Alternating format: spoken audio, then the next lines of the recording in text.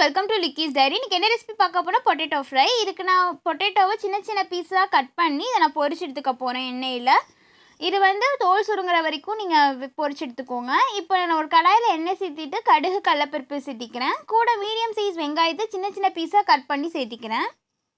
1/4 teaspoon இஞ்சி பூண்டு paste சேர்த்திக்கிறேன். பாதி போல் தக்காளி சேர்த்திக்கிறேன். சேர்த்திட்டு நல்லா வணங்கட்டும்.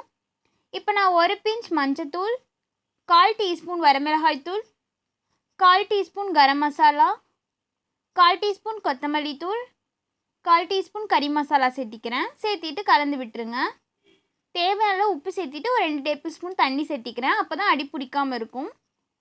இப்போ நம்ம ஃப்ரை பண்ணியிருக்க பொட்டேட்டோவை சேர்த்திக்கலாம். சேர்த்திட்டு நல்லா மிக்ஸ் பண்ணி விட்டுருங்க. கூட 1 டேபிள் ஸ்பூன் தண்ணி சேர்த்திக்கிறேன். சேர்த்திட்டு நல்லா கலந்து விட்டுருங்க. ஒரு 2லேருந்து 3 நிமிஷம் வணங்கட்டும். இப்போ ஸ்டவ் ஆஃப் பண்ணிடலாம். இப்போ நம்மளோட டேஸ்ட்டான பொட்டேட்டோ ஃப்ரை ரெடி ஆகிடுச்சு. கண்டிப்பாக ட்ரை பண்ணுங்கள். தேங்க்ஸ் ஃபார் வாட்சிங்.